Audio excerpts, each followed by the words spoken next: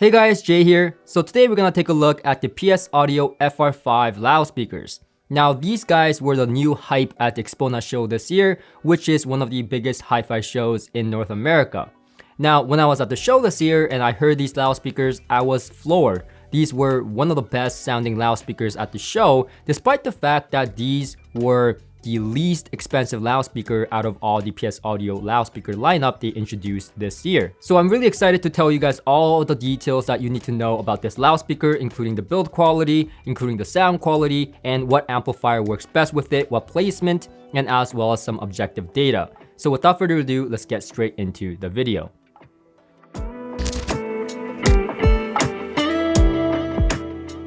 So first thing is first, these speakers do look quite interesting as a two-way loudspeaker. It has some interesting design cues, and whether you're a fan of this or not, it's going to be very polarizing. I have met some people that really like it. I've met some people that really don't like it at all. And I'm somewhere in between. I don't mind it, but I'm not particularly a huge fan. But right off the bat, I would love to know what you guys think about the aesthetic choices with this loudspeaker, so comment down below. Now, most of the cabinet is actually made out of MDF. However, the front baffle is actually made out of a resin fiberglass composite material, which according to PS Audio is highly damped for this application. Now this speaker, just like the Picard S400 Mark II that was much loved by many people, this is a passive radiator design. So on the back, instead of a port, you get a passive radiator. And a passive radiator works exactly like a port, except for the fact that the passive radiator actually helps to minimize the cabinet size. At the end of it, you can get a much deeper bass extension from a smaller cabinet using a passive radiator. The high frequency is taken care of by this 2.5-inch planar magnetic tweeter, and the low frequency is taken care of by the 6.5-inch polypropylene woofer. The binding post is really nice in my opinion, and it does come with jumpers for the binding post. But also taking a look at the crossovers do have reasonable high quality materials like air coil inductors and resistors that are not sandcast resistors on this, which is a good sign. And definitely something I expect to see at this price point. The tweeter itself does have a small waveguide, and also the corners are rounded to help with edge diffraction. And in my opinion, these are all really good choices PS Audio has made to this speaker, but I would love to know what you guys think in the comment section below. Now let's talk about the sound. The overall sound of this loudspeaker, the PS Audio FR5, has a warm, rich tone overall with a visceral bass extension and also a very visceral mid bass. So in my opinion, the bass is the highlight of this loudspeaker. However, while listening to the PS Audio FR5 loudspeakers, I did make a note saying that the attack and the decay is pretty normal. So for those that want a fast attack and decay, which the bass tends to sound more tight, this speaker actually is on the normal side, so it's not so fast nor too slow. And this all ties into the mid-range and the high frequency as well.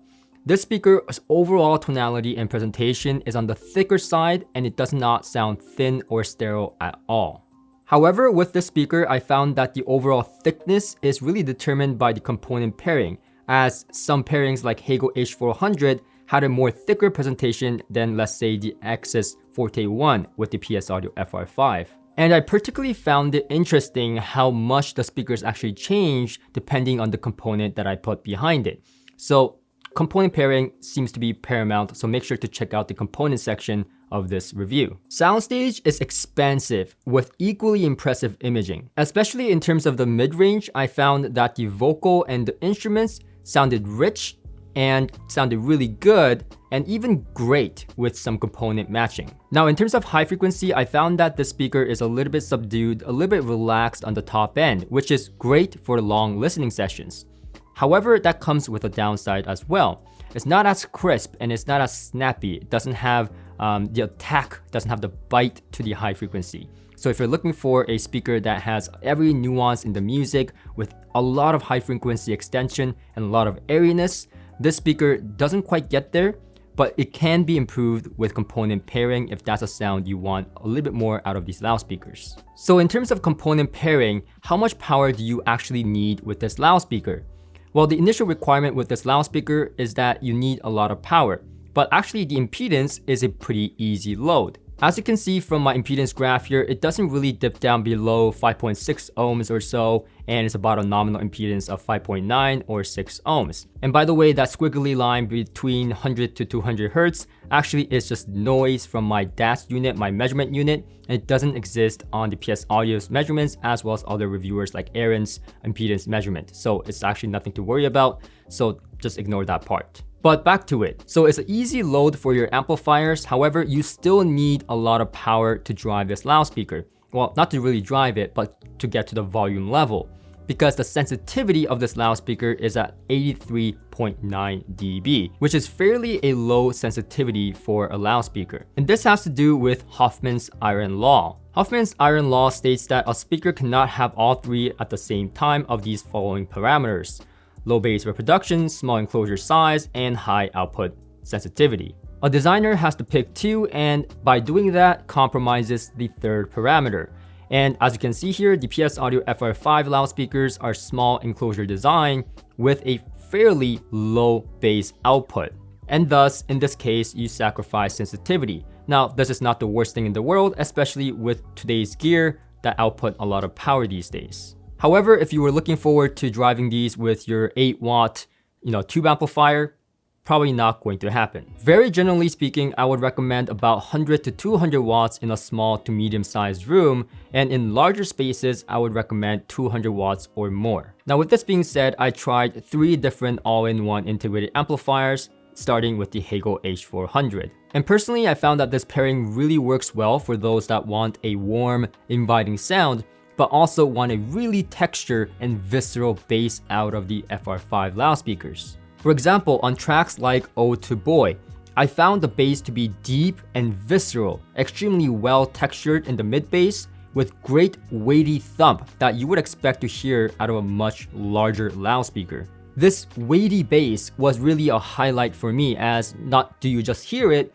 but you really feel it within your body. Like the thump really goes thump, and it was just an amazing kind of added musicality without even adding a sub to my system. Another example of this thumpy bass at the beginning of the track is To the Moon. Now, this thumpy bass doesn't only exist with bass torture tracks, but also with tracks that have that kind of bass presence. For example, Way Down Deep.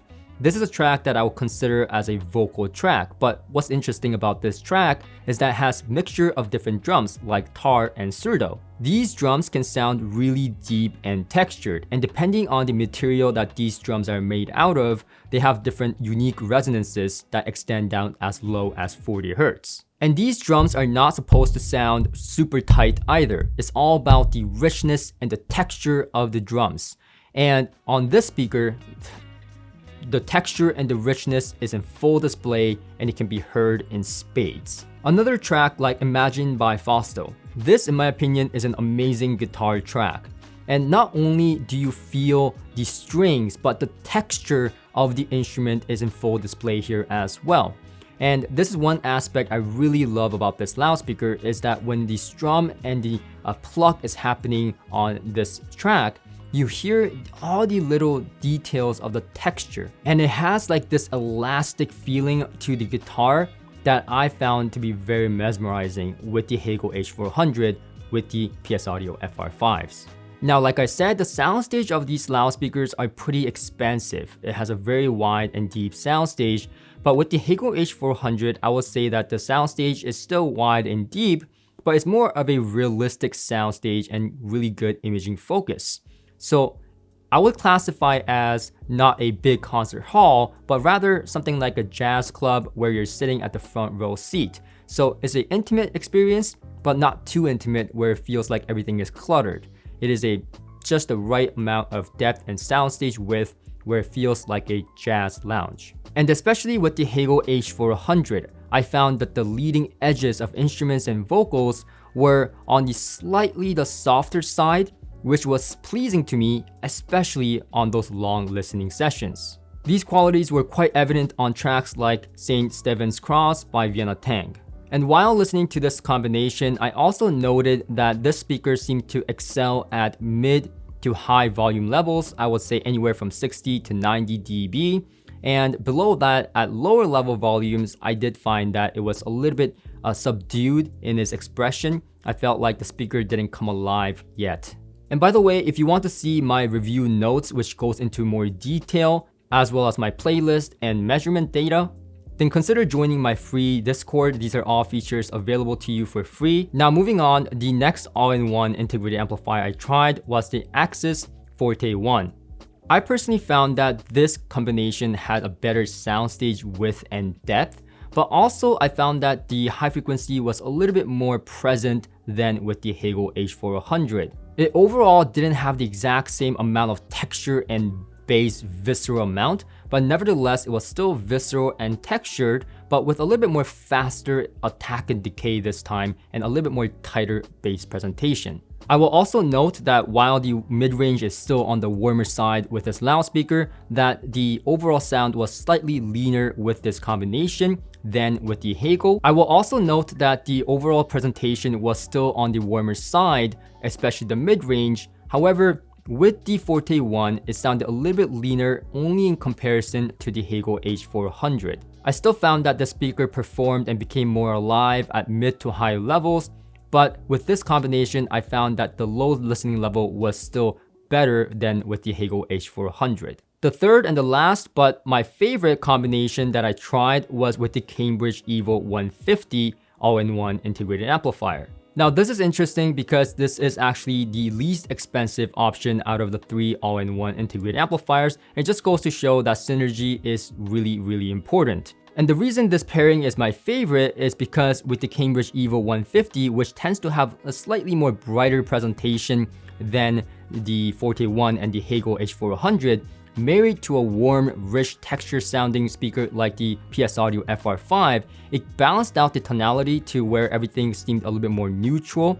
And while the texture and the visceral bass wasn't as evident as with the Hagel H400 or the Forte 1, I found that it had a more piston-like punchy bass, and the extension was super satisfying to where I didn't feel like that texture was too much of a compromise. So all in all, I find this pairing to be excellent for those that want the biggest, largest soundstage out of these speakers in an all-in-one combination with the most balanced kind of tonality presentation with these loudspeakers. Now, of course, I did try some separates as well. So I used my Arender N20 streamer going into the Live Harmony DAC, running it into the Auric Motherload Tube preamplifier and into the Burson monoblocks. And the sound that I got here was basically the Cambridge Evo 150 on steroids. So it had a wider and deeper and more holographic soundstage from the Auric Tube preamplifier with better nuance and detail with refined edges from the Arender and the Live Harmony DAC combination. And overall, this combination sounded the most musical to my ears.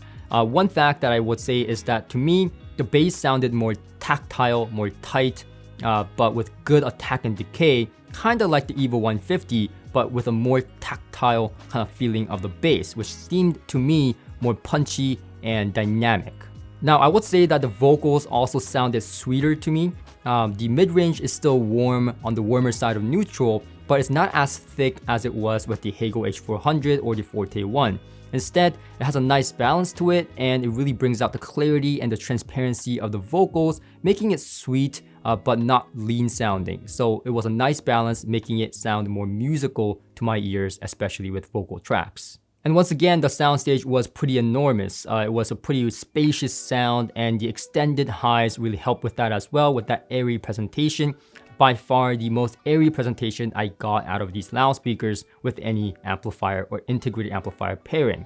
And once again, while it didn't have the texture of the Hagel H400 or the Forte 1, it still had good enough texture and has really some scary low extension on some tracks for sure. Now lastly, we can't leave out the AGD audio monoblocks. Now this is my reference monoblock amplifiers, but despite this, I actually preferred the Burson as my best pick for amplifiers, and there's a good reason for that. Now context here is pretty important. So I've actually catered the system for the Platimon speakers, and if you go back to my Platimon system video that I did, this is the system that I had set up. And that was the whole point of the video, was the setup that I was catering to the Platimons. Now the Platimon is almost polar opposite of the PS Audio FR5, and that is very transparent airy. It's a very kind of detailed presentation of a loudspeaker. However, when you put it into a system like mine, which is catered for it, it softens the edges a little bit and brings out great detail and nuance while retaining that transparency that I really loved about these loudspeakers. Now the PS Audio FR5, like I said, is kind of the opposite of that, making it a little bit too soft in this setup with the Audience and the RX2 preamplifier. Now don't get me wrong, this is amazing if you are someone that likes a lot of jazz music and enjoy a warm, inviting sound that has no fatigue whatsoever. However, personally for me, I enjoy a well-balanced system, and in this case, it was just a little bit too soft for my preference. In terms of the soundstage, however, as usual, this combination brings out a great deal of soundstage width and depth and rivals that of the Burson monoblock that I just talked about. And talking about the soundstage, let's talk about the placement I had going for these loudspeakers. So in my room, I had these speakers about 2.2 feet away from the back wall to the back of the loudspeakers. And I personally found that this was a good balance, especially in the bass. Now this is a passive radiator design, and also this has a very good deep visceral bass and mid bass like I talked about. So it's important to get that balance right by adjusting the space away from the back wall. And I found that for me, in my room, 2.2 feet was the absolute minimum. Going anywhere past that, a little bit closer to the wall, I found the bass to be a little bit getting that, borderline, bloaty, kind of nasty bass kind of presentation. So personally, for the tonal balance that I like, I wouldn't put it closer than 2.2 feet away from the wall. But of course, everyone's room is a little bit different, so make sure to play around with that as you please. Now, in terms of the soundstage, this is a very easy traditional loudspeaker kind of, presentation. Toe in the speakers towards the listening spot and you get a more focused imaging. Toe them out towards the room and you get a more wide and deeper soundstage. I actually noted during my listening session, and you'll see this in my notes, I noted how drastic the change was when you toe the speakers out.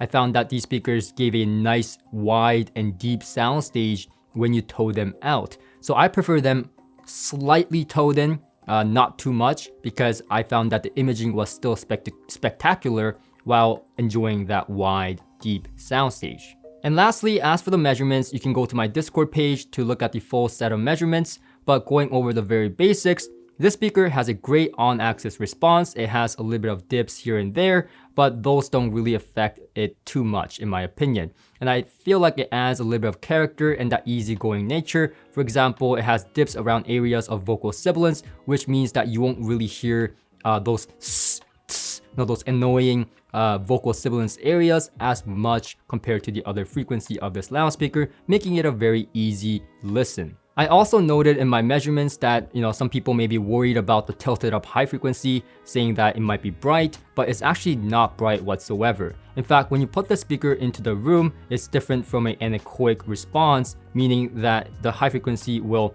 tend to kind of roll down a little bit. So that kind of aligns with what I heard with these loudspeakers.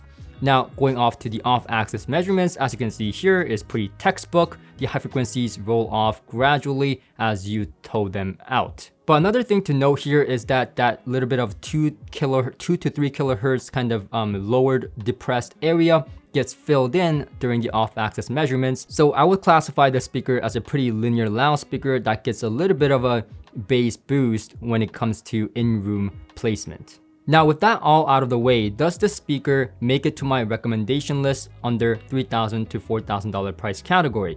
And my answer right now is maybe, because I have a lot of speakers that are in this price range right now that's in for review, and I want to go through all of them and compare them in my future reviews to the FR5 as I go and see where I land. So for now, I'm gonna not put it in my recommendation list because again, there's many speakers that I have to compare to that I haven't done so yet in meaningful detail. So once I do that, you will know which speakers end up in that recommendation list, but for now, it will stay out. So that's pretty much it. Thank you for watching this video. I hope this video was helpful and enjoyable. And if it was, please click that like button and subscribe, and I'll see you guys on my next one.